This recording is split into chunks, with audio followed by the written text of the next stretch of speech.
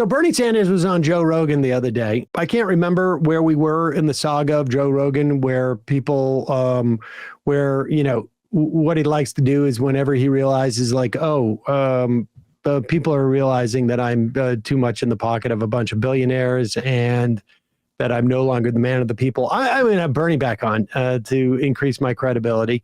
And it may be helpful for people to be exposed to this. But of course, at the end of the day, Rogan, just the amount of absolute bullshit that he puts out there can't be overcome by one visit from Bernie Sanders. Yeah. But here is Rogan getting caught up in a topic that I am particularly interested in seeing how Joe Rogan's going to react. Here's Joe Rogan talking about Bernie Sanders about Bernie Sanders' idea for a top marginal tax rate. And you'll recall, longtime listeners of this program, that Joe Rogan has weighed in on this topic at another time, but we'll do that flashback in a moment.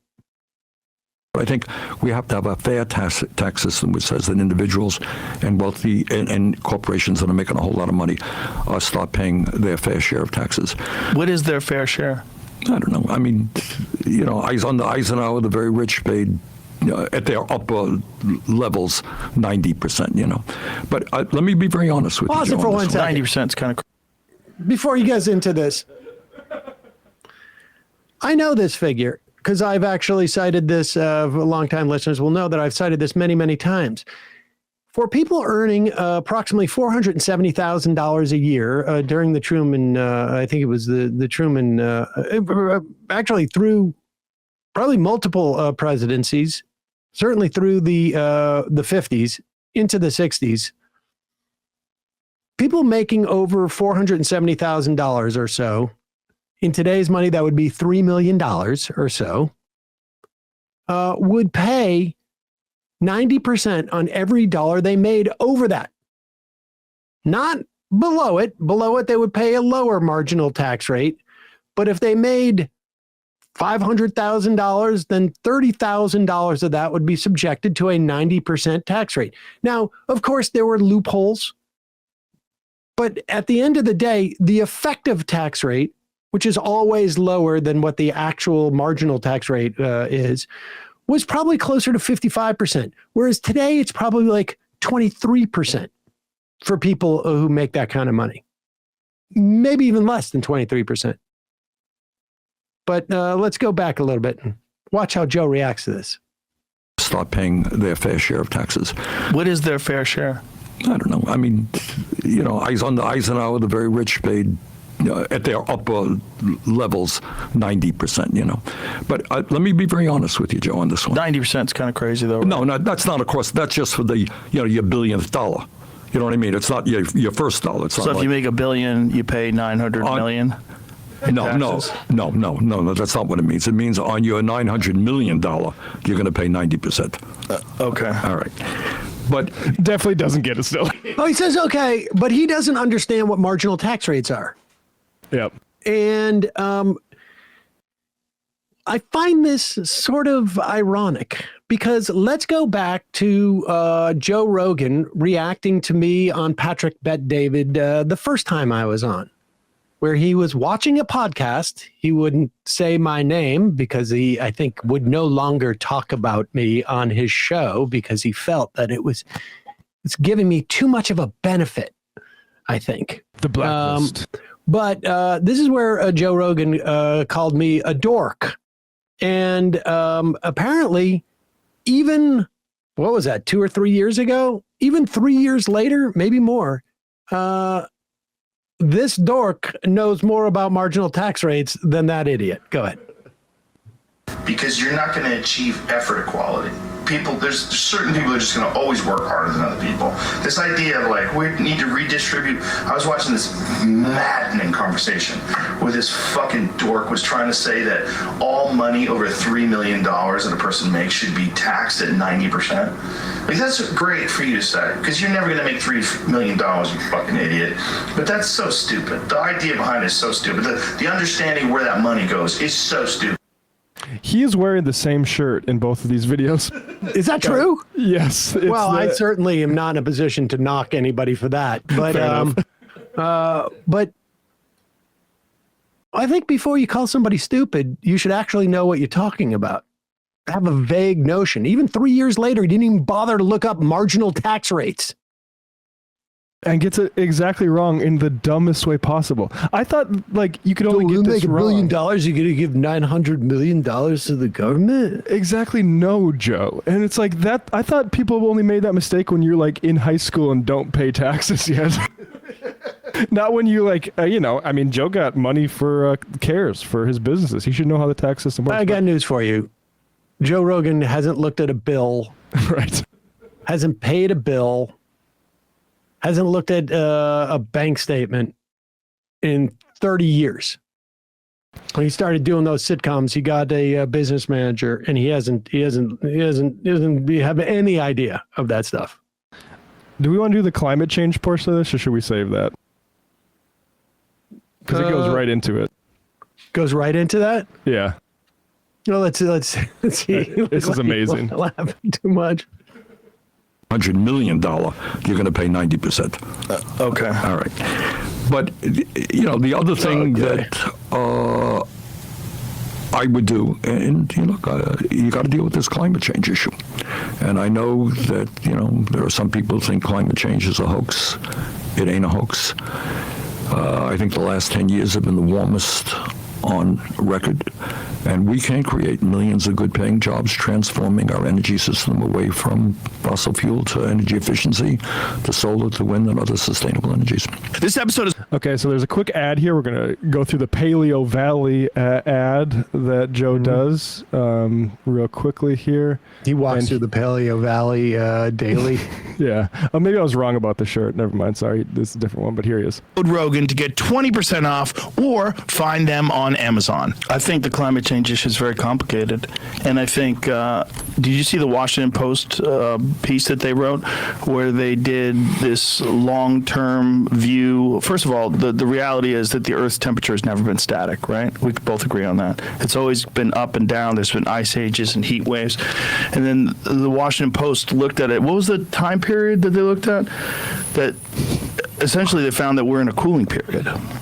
That the Earth over the past X amount of years, and this was like a very inconvenient discovery, but they had to report the data, and kudos to them for doing that. Scientists have captured the Earth's climate change over the last 485 million years. Here's a surprising place we stand now. So look at the far end of that graph, and you see we're in a cooling period. Well, I'm not sure. Okay, so we actually have this. Go back to Sam.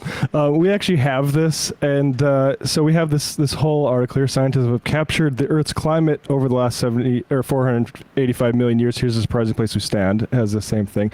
Now, I'll just go to one piece here that I think Rogan probably read, which is at its hottest, the study suggests the Earth's average temperature reached 96.8 degrees Fahrenheit, far higher than the historic 58.96 the planet hit last year. Now, Sam, do you want to go above that or below that to see the parts that contradict Joe Rogan?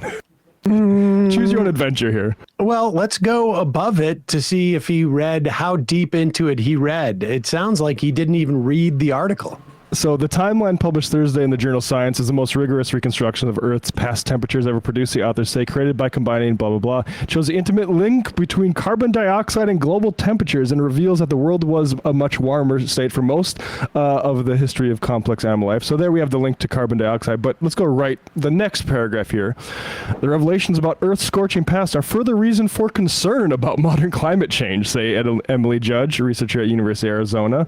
The timeline illustrates how swift and dramatic temperature shifts were associated with many of the world's worst moments, including a mass extinction that wiped out roughly 90% of all the species. They continue saying... Whoa. So are you suggesting, Matt, in some way, is this Washington Post, and kudos for them to actually report this? This inconvenient truth that confirms all my priors. That the issue with climate change is not that the planet is literally going to burn up and go away.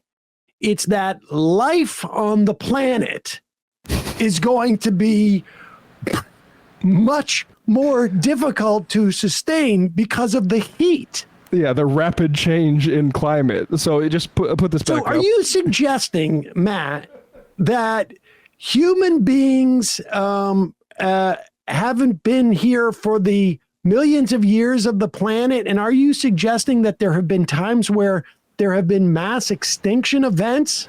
Yeah, and actually, it turns out they're kind of analogous. So Judd continues, we know that these catastrophic events shift in landscape of what life looks like. When the environment warms that fast, animals and plants can't keep pace with it. Okay. So in other words, Matt, you're conceding that even if we were to have a mass extinction event where we would lose potentially billions of people on the earth to things like droughts and famines, and we would lose species, and some of the our ecosystem would sort of like fall apart. That in a million years, maybe life won't be thriving again? Is that what you're arguing? Yeah. I mean, let's just put this up, Brian. This is the global. This is the asteroid hit here, the big one. If you look at over on the way right there in the supposed clearing or the cooling period we're in, you'll notice a very sharp uptick right there that Joe neglected to point out on the map. And I'll just say one final quote here. At no point in the nearly 500 million years that Judd and her colleagues analyzed did the Earth change as fast as it is changing now. She added, quote, in the same way as a massive asteroid hitting the Earth, what we're doing now is unprecedented. So that's the publishing that Joe Rogan needed to say, kudos, Washington Post, for publishing that. It's probably really tough for you. What happens? Like I don't understand. Did somebody else read that to him and say, hey, man, global warming's not really happening? I mean, it's happened before. What happens is Joe saw somebody screenshot the paragraph that I read and the headline and did absolutely zero work beyond that. Well, at least he doesn't have 20 million people a week watching his show. Yeah. It's actually pretty complicated, Bernie. Both those things, the top tax rates and actually whether climate is even bad. Like I saw Washington Post had to admit that they were lying about everything. I think that woman, the Miss America, I think the Iraq things like Iraq is important, like Iraq, because it's complicated and things are. This is the guy who supposedly had firsthand knowledge that teachers were training students to pee in litter boxes because of his friend told him. Yeah, his friend told him. I'm sorry, that friend misled me, actually. It was firsthand, now it's secondhand, and second or third hand. Hey, folks, don't forget to hit the subscribe button and check out our daily show. We do it every day at 12 p.m. Eastern for about 2.5 hours. We even take phone calls. You should check that out.